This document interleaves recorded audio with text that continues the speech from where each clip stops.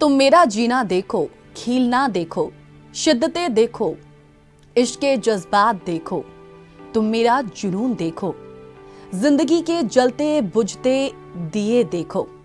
अगर तुम जानो शिद्दते जुनून के रंग, तो तुम भी भेजो इश्के जिंदगी का सलाम अपनी महकती सांसों के साथ। नमस्कार, मैं Geet Uday Saini real life untold story के एक और एपिसोड में आप सभी का स्वागत करती हूँ, तहे दिल से स्वागत करती हूँ। दोस्तों, किसी ने कहा है कि ये मुश्किलें, ये कश्मकश, ये जद्दोजहद, ये दुश्वारियां, ऐ जिंदगी तू लाख नखरे दिखा, तुझसे इश्क है तो है। और जिंदगी से ऐसा ही इश्क करने वाली बहुत बहुत बहुत खास शख्सियत, एक pure soul, a warm hearted person, very thoughtful personality, एक पॉजिटिव ऑरा हमारे साथ आज जुड़ेगा, जिनकी रियल लाइफ अनटोल्ड स्टोरी को और भी करीब से हम और आप जानेंगे। मगर हर बार की तरह आज भी उनसे मिलने से पहले एक छोटी सी स्टोरी उन्हीं पर, खास अपने दर्शकों के लिए। पहले स्टोरी पर एक छोटी सी झलक डालिए।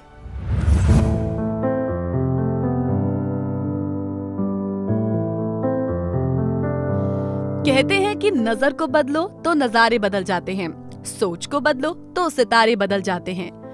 कश्तियां बदलने की जरूरत नहीं, दिशा को बदलो, किनारे खुद ब खुद बदल जाते हैं। हमारी आज की रियल लाइफ स्टोरी भी कुछ ऐसी ही है। 2004 का साल था, गर्मी का मौसम अपने चरम पर, और टीवी और नेटवर्क पर वायरल हो रही थी एक खबर, जिसमें बताया गया कि पटियाला में एक ही लिंग के कई नवजात शिशुओं को एक कुएं में फेंक दिया गया और उनकी लिंग पहचान को नष्ट करने के लिए उन पर तेजाब डाला गया, शायद जब वो जीवित थे। पंजाब के अमृतसर शहर में स्थित एक कपल अमित और ज्योति बावा सदमे और खामोशी से अपनी स्क्रीन पर सामने आ रहे भूत को देख रहे थे। उन्हें नहीं पता था कि इससे उनकी जिंदगी हमेशा के लिए बदल जाएगी। इस खबर ने उन्हें झकझोर कर रख दिया और उन्हें कई रातों की नींद हराम करने का सामना करना पड़ा। एक शाम उन्होंने महसूस किया कि हमारे सामूहिक जीवन में एक खतरनाक मोड़ आया है, मगर अभी आवाज नहीं उठाई गई तो ये एक समाज के तौर पर हम सभी को बर्बाद कर देगा। एक मिशनरी प्रयास की उस वक्त जरूरत थी, और इसका उद्देश्य न केवल रोगों को नियंत्रित करना था, बल्कि एक ऐसी दृष्टि बनाना था जो इसे हमारे सामूहिक मानस से हमेशा के लिए मिटा दे। इस बीच उन लोगों को बचाने के लिए हर संभव प्रयास की जरूरत थी, जिन्हें अभी भी बचाया जा सकता है, न केवल शारीरिक रूप से बल्कि मनोवैज्ञानिक रूप से भी। कभी कभी केवल अंधेरे से लड़ना ही पर्याप्त नहीं होता है, क्योंकि ये स्वतः ही प्रकाश को सुनिश्चित नहीं करता, क्योंकि ये दोनों बाहर नहीं बल्कि हमारे भीतर ही हैं, और उन्हें प्रकाश के प्रसार के लिए जगह बनाने के लिए मानव मन की सीमा के भीतर एक संवाद में संलग्न होने की जरूरत थी। बहुत चर्चा हुई, बहुत संवाद हुआ। शोध के बाद अमित और ज्योति बावा ने एक नाटक के साथ अपना संगठन, जिसे जीवन पर एक संवाद माना जाता है, लॉन्च किया। खूब बोलता है द वेल क्राइज। रचना ज्योति बावा द्वारा लिखी गई और डायरेक्ट की गई, जबकि कविता के बहुत महत्वपूर्ण घटक अमित बावाजी द्वारा प्रेजेंट किए गए। एक बार शुरू करने के बाद वो कई सामाजिक बुराइयों की गिनती कर सकते थे जो चिंता का विषय थी, और ये काम ज्योति बावा और अमित बावाजी की ओर से किया गया। कहते हैं कि लड़ाई अब एक केक का टुकड़ा नहीं थी, बल्कि बहुत सारे काम और आधी रात के तेल को जलाने की मांग थी। खुशी की बात ये थी कि ये संगठन अब तैयार था और कई अच्छी आत्माएं टीम में शामिल हो गई, और उनमें अमृतसर के कई प्रसिद्ध लोग और दूर दराज के लोग भी शामिल हो गए। उनका एनजीओ एक पुरस्कार विजेता सामाजिक संगठन है जो मानव सेवा के लिए काम कर रहा है, जो 2004 से ही महिला सशक्तिकरण, बच्चों की शिक्षा, व्यवसायिक कौशल और सामाजिक जागरूकता के लिए काम कर रहा है। ये एनजीओ एक सामूहिक संगठन है जो 2004 से ही एक फ्रीलांसर के रूप में अस्तित्व में आया। बकौल ज्योति जी, वो कहती हैं कि हमने बच्चों को उनकी प्रतिभा तलाशने में मदद करने के साथ अपनी ये यात्रा शुरू की, और आज हम कई सामाजिक मुद्दों के खिलाफ लड़ते हैं, उतरते हैं। अपने पद पर हमने महिलाओं की शिक्षा, व्यवसायिक कौशल, परामर्श के लिए पहल कर महिलाओं के लिए खड़े होना और बच्चों के विकास को बढ़ावा देना सुनिश्चित किया है। आज ज्योति बाबा जी सीमित उद्देश्यों को नहीं चुनती, क्योंकि वो उन सभी के लिए खड़ी हैं जो आज महत्वपूर्ण हैं और मानवता को प्रभावित कर रहे हैं और करते भी रहेंगे।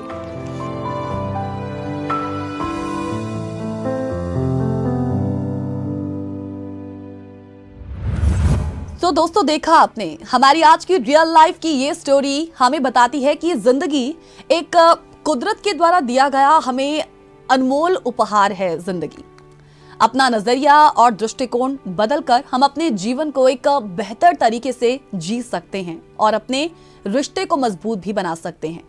जिंदगी में दुख, सुख, धूप, छांव, आशा, निराशा तो आती ही रहेगी, लेकिन आपको अपने कर्तव्य पथ पर आगे बढ़ते रहना है। लोगों की छोटी और बुनियादी बातों को नजरअंदाज करके आपको जिंदगी में अपने लक्ष्य की तरफ लगातार आगे बढ़ते रहना है। वक्त है उस प्योर सोल से मिलने का, लेकिन क्यों ना एक छोटा सा ब्रेक ले लिया जाए। तुरंत लौटेंगे। रियल लाइफ अनटोल्ड स्टोरी का ये सफर हमारा जारी रहेगा, कहीं मत जाइएगा। Welcome back after the break. आप देख रहे हैं जॉस हिंदी का बेहद special programme real life untold stories का एक और एपिसोड आप सभी के सामने लेकर हाजिर हुए। आज जिंदगी की बात हो रही है, जिंदगी से इश्क की बात हो रही है। कहते हैं कि जिंदगी और खुद से प्यार करो, तभी हम जीवन को बेहतर तरीके से जी सकते हैं, वो भी लोगों को छोटी छोटी खुशियां देकर। और ऐसा करना, जिंदगी से प्यार करना, कोई हमारी आज की खास मेहमान से सीखे। मिलिए हमारी आज की रियल लाइफ अनटोल्ड स्टोरी की बेहद खास मेहमान, writer and social activist Jyoti Baba ji से। I am very delighted to have you in this show. Jyoti ma'am, बहुत बहुत स्वागत है आपका रियल लाइफ अनटोल्ड स्टोरी में। थैंक यू जस्ट टीवी कि उन्होंने मुझे अपनी इस खास इंटरव्यू के लिए चुना है। ये मेरे लिए भी बड़ी खुशी की बात है आज। ये मेरे लिए सबसे ज्यादा खुशी की बात है। मैं आपसे बात करने से पहले दर्शकों को कुछ ये बताना चाहती हूँ कि ज्योति मैम को मैं काफी टाइम से जानती हूँ। मैं छोटी थी, अपना अभी कहे ना जिंदगी का जब सफर एक शुरू करना होता है, काम का जो सफर शुरू करना, जब करियर बनाना होता है, तो उससे पहले पढ़ाई के दौरान ही बहुत से ऐसे मौके मिले जब कल्चरल इवेंट्स में काम करने का मौका मिला। सो ये वही शख्सियत है जिन्होंने हमें मौका दिया था। काफ़ी अच्छा वक्त गुजरा है और ज़िंदगी के कई उतार चढ़ाव जो हैं हमने ज्योति बाबा जी के देखे हैं। और उनकी ज़िंदगी फिर भी जिंदगी से इतना इश्क करती है। बेहद प्रोग्राम की शुरुआत में जो कविता मैंने अपने दर्शकों के सामने रखी थी ना, वो कविता भी हमारी ज्योति बाबा मैम जी ने ही लिखी है। Jyoti Baba ji, I know you from a very long time, पर जिंदगी के सफर ने रास्ते जो हैं हमारे अलग किए, लेकिन कहते हैं ना वो टेक्नोलॉजी ने एक तरीके से सबको कहीं ना कहीं एक दूसरे से बांध के रखा हुआ है। बहुत इच्छा थी आपको और करीब से जानने की, और देखिए वो मौका आज इस शो के जरिए मुझे मिला है। So I am very happy, I am very delighted to have you in this show. Thank you, क्योंकि मुझे भी ये बड़ी खुशी हो रही है कि जो लोग मुझे जानते थे और जो लोग, जिन लोगों के लिए मेरे मन में भी एक खास जगह बनी हुई थी, जैसे आपके लिए मुझे याद है कि आपके अंदर एक अहम होता था अपनी चीज को करने का, तो वो लोग मेरे भी याद में रहे हैं। तो इसलिए आज मुझे लगता है कि मुझे बहुत ही मजा भी आएगा। और मुझे लेकिन सॉरी और मैंने जो अचीवमेंट जो आप लोगों के लिए करना चाहा था, वो जब मैं सामने साक्षात देख रही हूँ तो मुझे सच में अच्छा लग रहा है। और मैं कोशिश करूंगी कि मैं वो सारी बातें आपके साथ शेयर कर सकूं जो औरों को भी आपकी तरह इंस्पायर करें। डेफिनेटली आपकी जिंदगी हमें काफी इंस्पायर करती है। जिंदगी से इश्क करना कोई आपसे सीखे। सो चलिए करते हैं शुरुआत आपकी जिंदगी को बड़ा ही तफसील से हम जानेंगे। सबसे पहला सवाल कि अभी आप कैसी हैं? मैं बहुत अच्छी हूँ। जिंदगी के उतार चढ़ाव के बावजूद भी मैंने खुद को अच्छा रखना, खुश रहना ही सीखा है। तो इसलिए आज भी मैं बहुत खुश हूँ इस खास पलों में। ज्योति जी, जिंदगी के अब तक के सफर, हमेशा मेरा पहला सवाल मेरे हर मेहमान के साथ यही होता है, जिंदगी का इतना सफर जो बीत चुका है, आप उस सफर को किस तरीके से देखती हैं? अगर मैं पास्ट में रहना सीख जाती तो फिर तो मैं बहुत बुरी तरह देखती कि जिंदगी का वो सफर बहुत बुरा रहा, जैसे भी वो गुजरा है मेरी लाइफ में। पर क्योंकि मैं प्रेजेंट में जीती हूँ तो इसलिए मुझे लगता है कि ठीक है, जो भगवान की मर्जी थी, जैसी भी उसने मर्जी थी, मुझे चलाया और मैं चली। क्योंकि हमारे नानक में, हमारी बानी में भी लिखा हुआ है, जो तुझ पावे सोई पलाकार। तो मैंने अब रब की हर करनी को माना है और खुशी से आज भी जी रही हूँ। बहुत सही कहा आपने। ज्योति बाबा असल में कैसी इंसान थी पहले बचपन में, और अब वो कैसी हैं? जिंदगी ने अब उसे कौन सा एक नया रूप, मंजिल और अब मकसद दिया है, आपसे जानना चाहेंगे। हाँ बिल्कुल। मैं बचपन में थोड़ी सी शाई भी थी, घर के अंदर भी रहने वाली थी, लेकिन मैं पढ़ती बहुत थी। अच्छा। तो मैं सारा से हमेशा मैंने अपना बचपन अपने पेरेंट्स के साथ, लोगों के साथ एक पंगा लेने में गुजारा कि मैं ये क्यों नहीं कर सकती, मैं वो क्यों नहीं कर सकती, मुझे क्यों नहीं इजाजत। इन चीजों के मैं सवाल ढूंढती रहती थी, हम्म। क्योंकि मैं थोड़ी चाहती थी कि मैं बाहर निकलूं, पर एक शाई नेचर होने की वजह से सिर्फ पढ़ने में ही अपने सवालों को ढूंढती रहती थी। मतलब मैं पढ़ने का सवालों को शौक। मैं ढूंढते रहना, सोचते हम्म। रहना, फिर मैंने अच्छा। पढ़ते रहना। जी। हमारे जैसे जैसे हमारे लोग पहले लोग थे, वो साहित्य को पढ़ना, किताबों को पढ़ना अच्छा नहीं जी समझते थे। जी जी उन्हें जी। लगता था कि सिर्फ पढ़ाई ही करनी चाहिए। लेकिन जो मेरा मन था वो किताबों में अपनी चीजें ढूंढता था, कॉमिक्स पढ़ने। मैंने अपनी सारी बचपन की पॉकेट मनी भी कॉमिक्स में लगाई थी। ओह। तब हमें रेंट पे हाँ। कॉमिक्स मिल जाती थी, तो फिर चोरी चोरी कॉमिक्स पढ़ना, शेयर करना किताबें। जब लोग बच्चे खाना खाने में पैसे खराब करते थे, मैं किताबें खरीदने में, किराए पे लेने पे खराब करती थी। फिर बाई हम्म। चांस मेरा हमसफर भी ऐसा मिला जिसने हम्म। मुझे किताबों से कभी मना नहीं किया, जी पर उसके साथ भी मैं उसको कहती थी कि बाहर की दुनिया तू देख ले और मुझे सिर्फ किताबें पढ़ने दे। जी।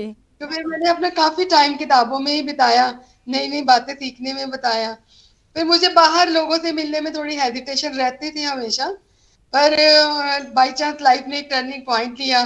मैं उसको अपना दोस्त ही कहती हूँ। जी। हस्बैंड तो कम ही मानती हूँ कि वो हस्बैंड तो नहीं थे, दोस्त थे एक मेरे। दोस्त थे जी। तो उनको फिर कैंसर हुआ, फिर मेरी लाइफ बिल्कुल ही बदल गई। हम्म। फिर मैं अपने लिए कई बार कहती होती हूँ कि मैं महारानी थी, फिर एकदम दासी की दुनिया में भी आना पड़ा, फिर बाहर की दुनिया भी देखनी पड़ी। तो इसलिए ये दुनिया आज भी मेरे लिए बहुत नई है, और फिर मैं खड़ी हूँ डट के, क्योंकि जो आप सोचो, जो घर से कभी बाहर ही ना निकला हो, जी। तो एकदम उसको सब लोगों के साथ, सब चीजों के साथ डील करना पड़े, बिजनेस करना पड़े, अपने आप को सरवाइव करना पड़े। और वो भी तो तब उसके लिए जब वो कोई को, हमसफर जिसे आप अपना दोस्त समझते हैं वो आपके साथ ही ना रहे, वो हाँ हमारे बिल्कुल बीच नहीं है। अब अमित जी की हम बात कर रहे हैं बिल्कुल। यहाँ पर, ज्योति बाबा जी के हम्म। हस्बैंड अमित जी, फोटोग्राफर, और कविता लिखने का उन्हें काफ़ी शौक रहा। और मैं ये कहूँगी ना कि एक जोड़ी भगवान ने जो आप दोनों की बनाई थी ना, शायद बड़ी सोच समझ के बनाई थी। आप कह रहे हैं कि बचपन में काफ़ी शाय थी, शुरू से ही रचनात्मक चीज़ों में काफ़ी मन लगा रहता था, वैसा ही हमसफर हम्म। मिला जो खुद भी इन चीज़ों में काफ़ी इंडल्ज रहते थे।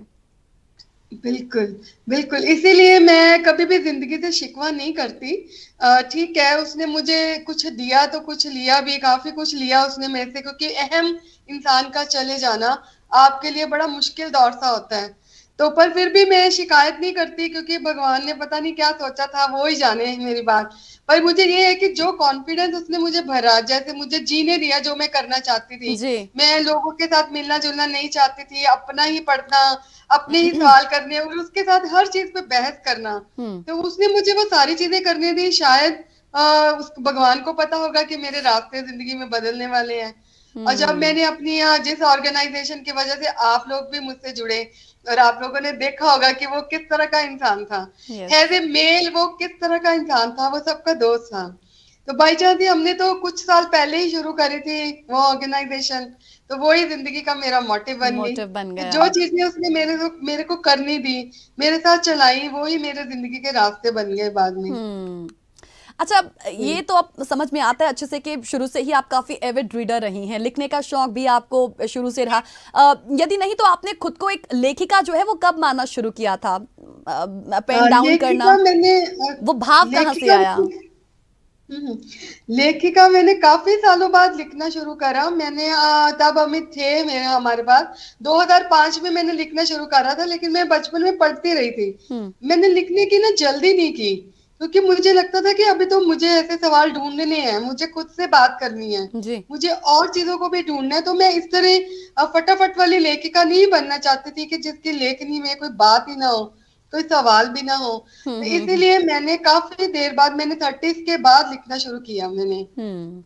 हाँ। अच्छा, मतलब ये जो भाव है वो काफी लेट आया। तो अब तक जो आपकी जो किताबें आई हैं, जो आपने लिखी हैं, वो कौन कौन सी हैं? वो साझा मेरे कीजिए। सबसे पहले मैंने और अमित ने जब सबको पता होगा कि पंजाब में एक दौर चला था जब हम्म। लड़कियों को अबॉर्ट करके मार दिया जाता था, जो जी मशीनरी आई जी। उसका खास तौर से पंजाब में बहुत मिसयूज किया गया, हम्म क्योंकि हमारे पंजाब के कल्चर में लड़कों की चाहत ही रहती है हमेशा। तो वो चीज ना मुझे, क्योंकि मुझे भी हर औरत के अंदर हमेशा होता है कि उसका फर्स्ट चाइल्ड जो है वो लड़का ही हो, ताकि वो सोसाइटी में सरवाइव कर सके। हम्म तो ये चीज जब मेरा टाइम आया था, तो मैं सच बोलती हूँ कि मेरे अंदर भी एक डर था कि पता नहीं लड़का ही हो जाए अच्छा है, लड़की हुई तो ससुराल में कैसा रहेगा। लेकिन चलो मेरा वक्त तो अच्छा आया, मेरे सब ने एक्सेप्ट भी किया, वो मेरे डर थे। तो हम्म जब पंजाब में ये सारी चीजें बहुत ज्यादा होने लग गई, तो फिर मेरे को दिमाग में एक सवाल आया कि ये डर होते क्यों हैं। वो मेरा प्ले बना खूब बोलता है। बाई चांस वहां पटियाला में एक बड़ा हादसा हुआ था, डॉक्टर्स कपल जो थे फीटस को कुएं में दबा देते थे, और हम्म। कुआं एक दिन इतना भर गया कि उसने खुद ही अपना बोल दिया कि बस करो, अब मैं तो भर चुका हूँ, आपकी इंसानियत तो मर चुकी है। तो जी। उस चीज ने फिर मुझे प्रेरित किया कि मैंने अपना पहला नाटक लिखा खूब बोलता है, हम्म कि सच में हम डरते क्यों हैं, क्योंकि हम्म हम क्यों पर कभी बात नहीं करते। हम्म हम लोगों को उपदेश देने के लिए बात करते हैं, अपने विचार बताते हैं, लेकिन क्यों ऐसा हो रहा है उसके ऊपर कोई बात नहीं करता। फिर इसलिए मैंने प्ले लिखा था अपना खूब बोलता है, जिसमें मैंने कई सारे फैक्ट क्लियर किए थे कि रीजन क्या है कि हम लड़कियां आज भी सचमुच नहीं चाहती हम्म कि हमारी पहला जो बच्चा है वो लड़की हो। हम्म। दूसरे के टाइम तो हम एक्सेप्ट कर लेते हैं, चलो कोई बात नहीं, लड़का तो हाँ है ही है ना। जी। फिर इसको तो फिर किताब में भी तब्दील कर दिया जी। मैं ये खूब बोलता है ये जो, क्योंकि इसका मंचन काफी किया गया, मेरे ख्याल से 75 से भी ज्यादा इसका मंचन जो है वो किया जा चुका है पंजाब और पंजाब से बाहर। इस पर भी हम बात थोड़ी देर बाद करेंगे, लेकिन क्योंकि यहाँ पर आपके लेखन की यहाँ पर मैं बात कर रही थी, एक छोटे से ब्रेक का यहाँ पर ज्योति जी वक्त तो चला है, लेकिन मैं चाहूंगी कि अपने दर्शकों के सामने एक छोटी सी नज़म आप हमारे साथ कुछ पेश करना चाहें, और उसके बाद हम ब्रेक लेते हैं। बिल्कुल। मैं नज़म तो हमेशा मैं भी लिखती रहती हूँ। मैं कोई नज़म अपनी मैंने बुक पे ही लिखी थी। मैं जिंदगी को हमेशा सलाम करती हूँ। बिल्कुल। तो मेरी ये नज़म मुझे बड़ी पसंद है, हिंदी की। तुम मेरा जीना देखो, खिलना देखो, शिद्दत देखो, इश्क के जज्बात देखो, तुम मेरा जुनून भी देखो, जिंदगी के जलते बुझते दिए देखो, अगर तुम जानो शिद्दत जुनून के रंग, तो तुम भी भेजो इश्क वाह जिंदगी का सलाम वाह। अपनी महकती सांसों के साथ। वाह वाह। हाँ, बहुत अच्छा, बिल्कुल सही कहा आपने। और सही बात है, जिंदगी जीना कोई सीखे तो आप ही से सीखे। इश्क जुनून जिंदगी, इश्क शिद्दत जिंदगी की आपने बात कही है। मैं तो ये कहूंगी कि जिंदगी तो आप ऐसे जियो कि वो रब को भी पसंद आ जाए। बिल्कुल बिल्कुल। ज्योति जी, एक छोटे से ब्रेक के लिए हम यहाँ पे रुकते हैं। चलिए छोटा सा ब्रेक ले लेते हैं। रियल लाइफ अनटोल्ड स्टोरी का ये सफर जारी रहेगा, कहीं जाइएगा नहीं। कहते हैं कि मंजिल मेरे कदमों से अभी बहुत दूर है, मगर तसल्ली ये है कि कदम मेरे साथ तो हैं। Welcome back after the break. आप सभी का एक बार फिर से स्वागत करते हैं प्रोग्राम में, जिसका नाम है रियल लाइफ अनटोल्ड स्टोरी। और रियल लाइफ अनटोल्ड स्टोरी का आज ये सफर हम जो तय कर रहे हैं वो लेखिका और समाज सेविका ज्योति बावा जी के साथ कर रहे हैं। ज्योति बावा जी का यही मानना रहा है कि यही मानना भी रहा है कि मंजिल जो मेरे कदमों से अभी दूर है, मगर तसल्ली ये है कि कदम मेरे साथ तो हैं। जी हाँ, ये कदम उनके साथ हैं। यही वजह है कि जिंदगी में तमाम दिक्कतें आने के बावजूद भी उन्होंने अपनी जिंदगी से प्यार ही किया है। ये तो आपने देख ही लिया। और उनकी जिंदगी हमें अपने जिंदगी को और बेहतर बनाने का एक रास्ता सुझाती है, एक मार्ग प्रशस्त करती है। बात अब उनकी जिंदगी से जुड़े कुछ ऐसे पहलुओं की जिसकी आज जरूरत है, और वो है समाज सेवा। क्योंकि आज दुनिया में महान बनने की चाहत तो हर एक में है, पर पहले इंसान बनना अक्सर लोग भूल जाते हैं। ज्योति जी, एक बार फिर से आपका स्वागत करते हैं प्रोग्राम में। जी। ज्योति जी कहते हैं कि मानवता की सेवा करने वाले जो हाथ होते हैं वो उतने ही धन्य होते हैं जितने परमात्मा की प्रार्थना करने वाले होठ होते हैं। इसका बहुत सटीक उदाहरण आप खुद हैं। क्या कहेंगे मानवता को लेकर, क्योंकि आप इसी कहे समाज सेविका हैं आप, और काफी सालों से, मैं कहूंगी 12 से भी ज्यादा साल का वक्त हो चुका है जब आप लगातार समाज सेवा कर रही हैं, खासकर महिलाओं के लिए और बच्चियों के लिए। बिल्कुल, मेरी कोशिश तो रहती है, लेकिन महान बनने का तो फिलॉसफी मेरी तो कभी बनी नहीं। That I know. क्योंकि जब मैं भी किसी दौर से गुजरी थी, या नहीं भी, मैं जब भी मैं गुजर रही थी, तो हम लोग हमेशा लगता था कि हम जो इंसान हैं, हमें सब एक दूसरे की हमें जरूरत रहती है। जैसे अब मैं आपसे बात कर रही हूँ, तो मुझे आपकी भी जरूरत रही कि लाइफ में मेरी चीजें और लोग जाने, रोल मॉडल कोई इंस्पायर हो। तो ऐसे ही मेरी जो लोगों के लिए कोशिश है, बच्चों के लिए, खासतौर से लड़कियों के लिए, औरतों के लिए भी, उनके मन में जो सवाल होते हैं, तो वो मैं कोशिश अपनी ऑर्गेनाइजेशन के जरिए करती रहती हूँ। जी। ठीक है, कई बार लोग मुझे पसंद नहीं करते, क्योंकि उन्हें लगता है कि जैसे आजकल सोशल मीडिया का टाइम है, तो लोगों को हम्म। लगता है कि अगर आप सच में करते हो तो आप उनकी तस्वीरें अपलोड करो, आप बच्चों की तस्वीरें अपलोड करो। तो मुझे ये चीजें कहीं ना कहीं हर्ट करती हैं, कि ये चीजें हमें सिखाया भी गया है कि आप अगर किसी के लिए कुछ करते हैं, तो अगर आप उसको दिखावा बना देते हैं, तो फिर समझे आप जिसको दिल से नहीं कर रहे। हम्म। तो फिर मेरी कोशिश यही रहती है कि हमारे पास बच्चे होते हैं जो पढ़ना चाहते हैं, लेकिन जो नॉर्मल एक जनरल भी हमारी क्लास होती है, उनको किसी से मदद नहीं मिलती। हम्म। उन लोगों के अंदर अपनी एक बड़ी एक शर्म सी होती है। तो मैं उन बच्चों के लिए काम करती हूँ ज्यादातर, और उनको पब्लिकली कभी फेम के लिए यूज नहीं करती। तो इसलिए मेरी कोशिश यही रहती है कि वो बच्चियां पढ़ जाएं, क्योंकि आपको भी पता है कि अगर सोशल मीडिया पे कोई चीज आ जाती है, तो वो एक सर्कुलर में चलती रहती है। बिल्कुल। लोग स्क्रॉल करके देखते रहते हैं उन हम्म। सारी चीजों को।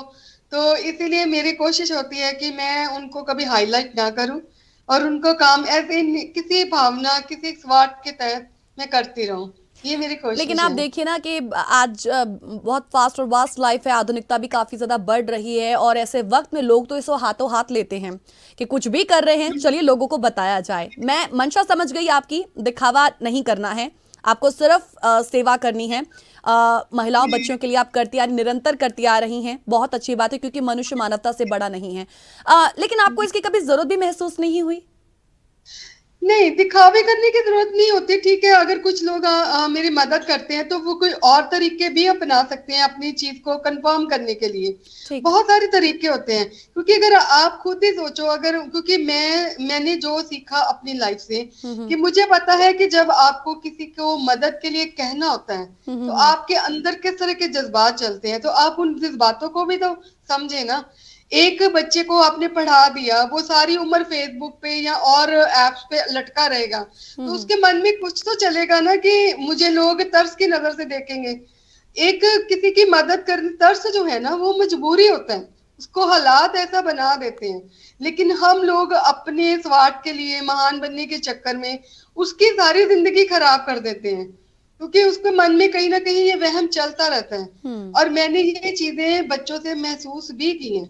मुझे हम्म। पता है उन माओ की, उन बच्चों की आंखें झुकी होती हैं, जब वो आपके सामने आके खड़े होते हैं, जब वो बोलते हैं कि हमें मैम ये मदद चाहिए। आप सोचो, अब कैसे उनकी तस्वीर खींच सकते हो, मुझे ये बता दो। बिल्कुल मुझे सही। सारे लोगों का झगड़ा यही है, वो कहते हैं कि ये कि आप, अच्छा ये मैं सब लोगों के सवाल करती हूँ, अगर एक बच्चे की हम फोटो डाल भी देंगे, ठीक। उसके नाम पे इतना चंदा इकट्ठा कर लेंगे, ठीक। तो उससे आपको भी कैसे यकीन होगा कि हमने उसको दे दिया। हाँ। तो क्योंकि इसीलिए सवाल तो फिर तरीके भी खड़े आपको होंगे। अपना हाँ। यकीन बनाने के लिए मैं सबको कहती हूँ कि वो उन टीचर से बात करें, जहां ये चीजें जा रही हैं, आप उन लोगों से पर्सनली बात कर लें, ये बेहतर है। हम्म। आपका नाम तो फिर भी नहीं लिखा जाएगा, हम लोग तो अपना नाम ही करते जाएंगे कि अच्छा जी, इस ऑर्गेनाइजेशन ने ये किया, उस ऑर्गेनाइजेशन ने वो किया। इवन देन कि मैं तो कहती हूँ कि जिनकी मैं जो मदद करते हैं, वो खुद ही उन बच्चों के साथ अप्रोच करें, हम तो मीडिएटर हैं। हम्म। इसीलिए मैंने अपनी ऑर्गेनाइजेशन को कभी भी किसी भी फंडिंग में नहीं डाला। हमारे सारे वॉलंटियर ऐसे ही काम करते हैं, विदाउट एनी फी, विदाउट एनी पे। कोई हमारा ऑफिस रेंट नहीं है, कोई हमारा बिजली का बिल नहीं है, कोई ऐसी चीजें हमने करी नहीं। जब हाँ। हम लोग खुद सेटल हैं, तो हम लोगों के पैसों का अपने ऊपर क्यों इस्तेमाल करें। जी। और को लोग करते हैं वो मुझे नहीं पता, क्योंकि आजकल तो एनजीओ बोलना ही हमें भी खुद शर्म आने लगती है, क्योंकि उनकी रेपुटेशन ही बड़ी खराब हो चुकी है। यस। तो राइट। मैं तो कहती हूँ हमारे लिए कोई और वर्ड ही बना दो, हम क्या वर्ड बोले यस। किसी मैं चीज पे। ये सुनकर मैं इतना तो कह सकती हूँ कि आपको जो जानने वाले हैं ना, जो आपको क्यों प्योर सोल कहते हैं, क्यों आपको इतना थॉटफुल कहते हैं, अब वो अब समझ में आता है मुझे। अच्छा ज्योति जी, एक सवाल समाज सेवा से जुड़ा हुआ है, हम इसकी बात लगातार क्योंकि कर ही रहे हैं। बच्चों की शिक्षा की बात हो, ड्रग एडिक्शन के विरुद्ध आवाज को बुलंद करना हो, या फिर यंगस्टर्स के इंटर्नशिप प्रोग्राम या उनके टैलेंट को खोजना, उसे तराशना भी, हमेशा से ही आप और आपके हमसफर रहे अमित बाबा जी ह्यूमैनिटी वेलफेयर को तवज्जो देते हैं। आप उस सफर में एक वक्त के लिए रुकी भी, अकेली भी पड़ी, वो समय कैसा था? वो समय तो बुरा था, क्योंकि आपको खुद को भी स्टैब्लिश करना पड़ता है, और मैं अमित ने खुद ही बड़ा, जो उसका बीमारी का टाइम था, बड़ा बुरा निकाला। तो उस टाइम तो मैंने भगवान से शिकवा करने में बहुत गुजार दिया कि वो अमित डिजर्व नहीं करता था। जैसे वही लोग, अच्छे लोग जो होते हैं, वो हमारी एक धारणा बनी हुई है, और भगवान ने अमित के लिए भी ये धारणा को सिद्ध किया कि अच्छे लोग दुनिया को नहीं चाहिए होते हैं। तो इसीलिए वो समय मेरा बहुत बुरा रहा, पर मैंने उसकी बीमारी में ही उसको खुश रखने के लिए अपनी ऑर्गेनाइजेशन को कंटिन्यू कर दिया था, क्योंकि तब हम स्टेज प्रो बच्चों को, जो बच्चे स्टेज पे नहीं, जिनको मौका मिलता था, उनके लिए भी मैं काम करती थी, कल्चरल को के लिए भी काम करती थी। तो वो मैंने अमित के होते हुए शुरू कर दिया कि वो जब बच्चों को देखता था, उसका क्योंकि ब्रेन ऑपरेट था, उसको चीजें याद नहीं रही थी कि उसकी लाइफ प्रेजेंट, उसकी लाइफ क्या है, वो चीजें नहीं, मेमोरी तो कुछ थी। तो इसीलिए मैंने उस चीज को भी टर्निंग पॉइंट उसी टाइम ले लिया 2011 में, कि मैं अमित के सामने ही सारे प्रोग्राम्स करती रही।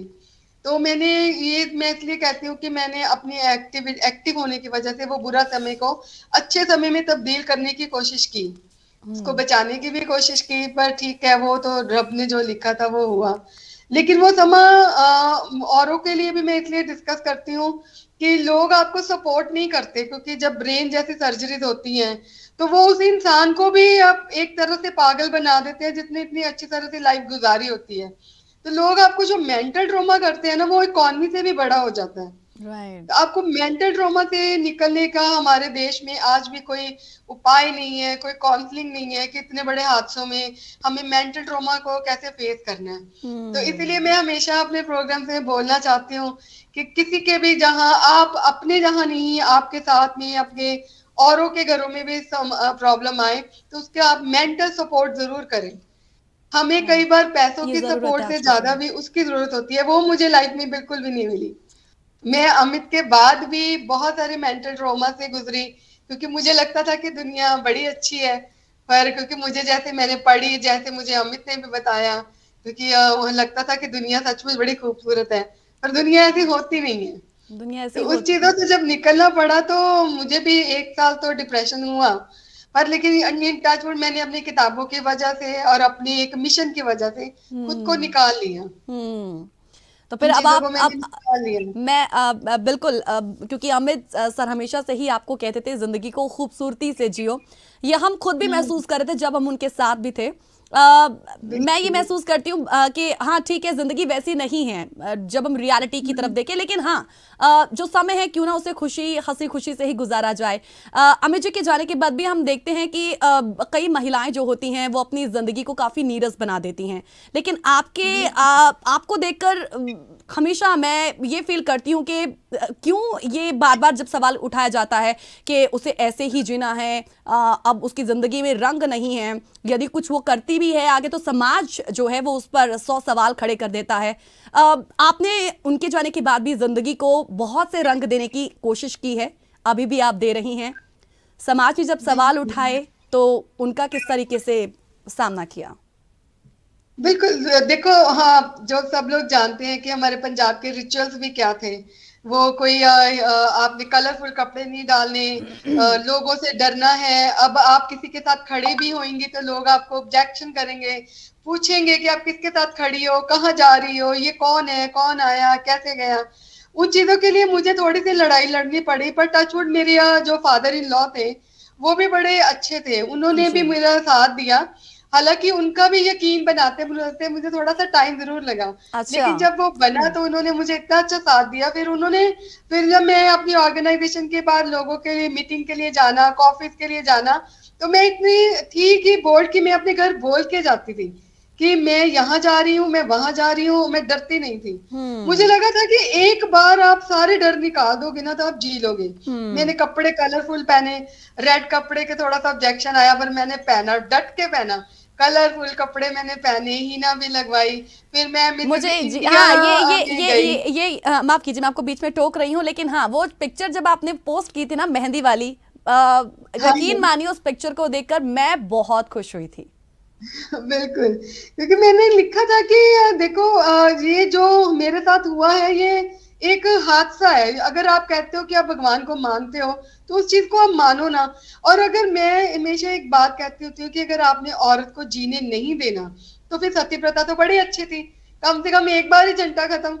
ये रोज़-रोज़ तिल-तिल के मरने से अच्छा है तो फिर आप यही हमें कह दो कि ठीक है कोई मर गया है, तो आप चले जाओ। लेकिन जिंदगी जो पीछे जीने वाली होती है ना, वो एक बड़ी समस्या ये लोग बना देते हैं। और मैंने सोचा था इन सारी समस्याओं को एक बार में ही काट देना, साल लग जाए 2 साल लग जाए, लेकिन मैं एडजस्ट नहीं करूंगी। हम्म। अगर मैंने जीना है तो फिर मैंने जीना है, मर्जी से जीना है और अच्छी तरह से जीना है। हम्म। मेरे साथ आप मेरी बुक अगर आप पढ़ोगे तो बहुत सी ऐसी एजुकेटेड लड़कियां थी, महिलाएं थी जो मरने अपने हस्बैंड के जाने के बाद नींद की गोलियां लेती थी और वो कपड़े पहनने का तो सोच ही नहीं सकती थी। जब मैं हम्म। मिसेस इंडिया गई तो मैं रनर अप थी, फोर्थ ओ, रनर अप थी। जी। तो मैंने 19 में जब फिर मैंने अपनी पोस्ट डाली, अपनी तस्वीरें डाली, तो बहुत सारी औरतों ने अपना बदलाव किया और ये मेरी सबसे बड़ी जीत थी। मैं कहीं भी जाती हूँ तो मैं कंपटीशन के लिए नहीं जाती। मुझे होता है कि मैं औरों को कुछ दे के जाऊंगी, भी उठो, निकलो इन हम्म। चीजों से बाहर। हम्म। कुछ नहीं है, मौत जो है वो हमारा जीवन का सच है। जी। कौन पहले जाएगा ये आप डिसाइड नहीं कर सकते। जी। तो राइट। इसलिए आपको जीना ही पड़ेगा सारी हम्म। चीजों से। खुशी से जी लोगी तो अच्छी बात है। अच्छी बात है, राइट, सही बात है। हाँ। जिंदगी से इश्क इसी को ही कहते हैं। ज्योति जी, एक और छोटे से ब्रेक के लिए फिलहाल यहाँ पे रुकते हैं, जल्द लौटेंगे रियल लाइफ अनटोल्ड स्टोरी में। ब्रेक के बाद एक बार फिर से आप सभी का स्वागत करते हैं जस्ट हिंदी के इस एपिसोड, जस्ट हिंदी के इस programme real life untold story के इस एपिसोड में ज्योति बावा जी इस वक्त हमारे साथ लगातार जुड़ी हुई हैं, लेखिका और समाज सेविका।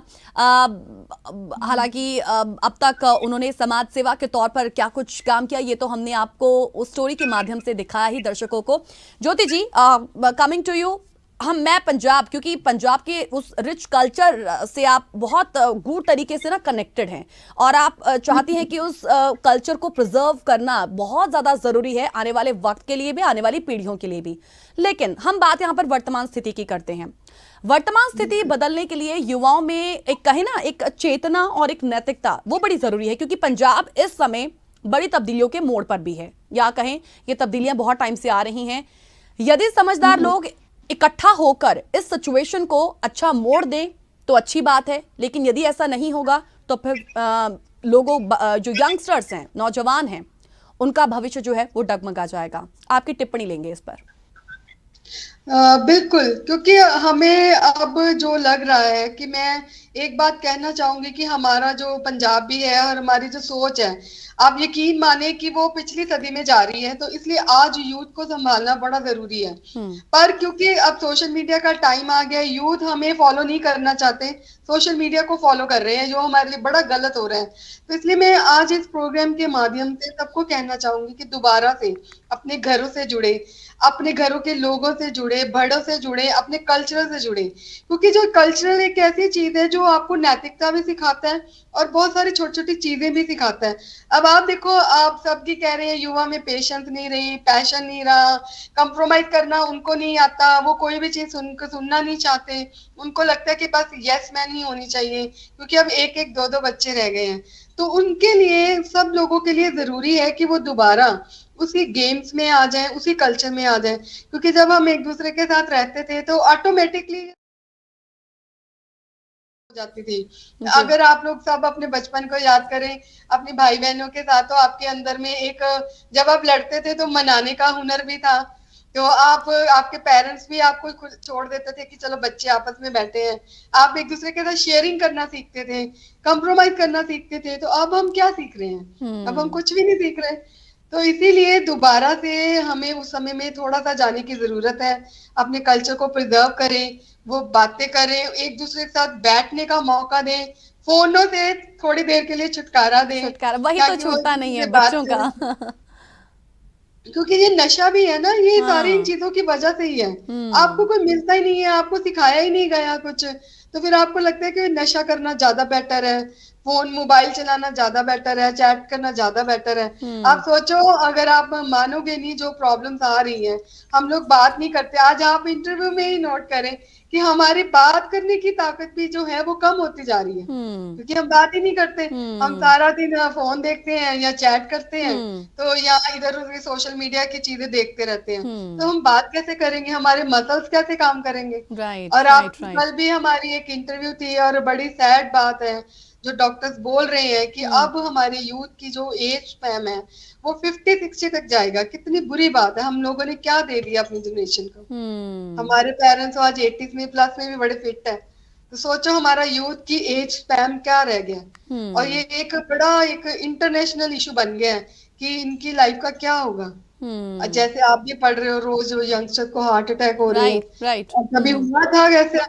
अब आपके हर रोज बाहर से भी एक खबर आ जाती है, यहाँ भी अचानक ही लोग हार्ट अटैक का शिकार हो रहे हैं। तो राइट। सोचो कहीं ना कहीं तो हम गलत हुए हैं ना, हैं गलत है। बिना राइट। किसी चीजों के। तो इनको संभालेगा कौन, हम लोग। आप लोग कोशिश करो कि इस चीज को निकाला जा सके। कोशिश बिल्कुल यही है। और आप जैसे जो बुद्धिजीवी समाज से जुड़े हुए लोग हैं, आप लोग आए और अवेयरनेस जब क्रिएट करते हैं अपने प्रोग्राम के माध्यम से, अपने ऑर्गेनाइजेशन के माध्यम से, डेफिनेटली इसका एक पॉजिटिव जो आउटकम है वो जरूर निकलता है। चलिए आगे बढ़ते हैं ज्योति जी। यहाँ पर अब हम क्योंकि महिला जो देश के विकास में हालांकि अगर हम कहें जेंडर की बात करें, मेल फीमेल दोनों ही एक दूसरे के पूरक हैं, लेकिन देश में महिलाओं का एम्पावरमेंट होना आज की एक महती आवश्यकता है। लेकिन बार बार यही सवाल उठता है कि देश में जो महिला सशक्तिकरण है, वुमेन एम्पावरमेंट है, उसकी जरूरत क्यों है? मैम इसलिए जरूरत रही है कि डोमिनेटिव सोसाइटी रही है हमारी हमेशा। तो इसीलिए जब औरतों के लिए करने के लिए जब औरतों को निकलने का मौका नहीं दिया जाता था, तो उन्हें लगता था कि हमारा जीवन अब क्या होगा। तो तब हमें वुमेन एम्पावरमेंट की जरूरत पड़ी थी। तब बहुत सारी औरतों ने इनिशिएटिव लिए। मैं तो ये कहती हूँ कि आज मैं और आप बात कर रहे हैं तो वो उन बगावती औरतों की वजह से बात कर रहे हैं जिन्होंने इनिशिएटिव लिए। अगर वो अपने टाइम में सदियों में इनिशिएटिव नहीं लेती कि औरतों को भी पढ़ना चाहिए, औरतों को भी ये करना चाहिए, तो हम लोग भी आज वहीं बैठे होते। तो इसीलिए इन चीजों की जरूरत हमें पड़ती है। लेकिन वुमेन एम्पावरमेंट का सबसे जो एक नेगेटिव पॉइंट हुआ कि वुमेन को एम्पावरमेंट करने के लिए उसकी इकोनॉमी पर जोर दिया गया कि वो अगर इकोनॉमिकल स्टैंड है तो वो एम्पावरमेंट है। लेकिन मैं कहती हूँ कि ये सबसे बड़ा झूठ है। अगर उसकी सोच में ताकत है तो वो वुमेन एम्पावरमेंट के लिए मानी जाएगी, क्योंकि सोच जो है वो ही हमें बदलती है। अगर आपकी सोच अच्छी होगी, आप पूरी सोसाइटी को, घर को, सबको बदल सकते हैं। लेकिन हमारा जो फोकस है वो मनी माइंड अब बना दिया गया है। ये हमारा एक बड़ा नेगेटिव पॉइंट आया है। अगर आपने देखा है कि मैं रिसर्च कर रही थी, क्योंकि मैं जल्दी उसके ऊपर भी काम करूंगी, जो सुसाइड केस लड़कियों के होते हैं वो ज्यादातर एजुकेटेड लड़कियां करती हैं। अब वो जो उनके पास तो सब कुछ है, वो सुसाइड क्यों करती हैं? क्योंकि उनके पास सोचने की ताकत नहीं रही। उन्होंने सब कुछ अपने आप को नकल में तो डाल दिया कि ये जो मर्द करता है मैंने वही करना है। वो चीज उसके लिए कहीं ना कहीं नेगेटिव होगी। उसने अपनी सोच पर काम नहीं किया। जितने भी हमारी मेघू की किताबें बहुत पढ़ती थी, हर किताब में विमेन के दिमाग को ही एनालाइज किया हुआ है। क्यों? दिमाग का जेंडर के साथ क्या मतलब है? जी जी। अब बड़े बड़े लेखकों ने क्यों लिख दिया औरत ऐसे होती है, औरत वैसे होती है, उसका दिमाग ये है, उसका दिमाग वो है, वो ऐसे करती है। इसकी जरूरत क्यों पड़ी? क्योंकि उन्होंने औरत को बड़ा एक डिफरेंट सी चीज मान लिया। वो डिफरेंट कैसे है? ठीक है। वो तो ज्योति जी, भगवान ने दो चीजें बनाई थी तभी तो ये संसार चला है। कैसे चलता? राइट या मैं इससे बिल्कुल अग्री करती हूँ आपकी बात से।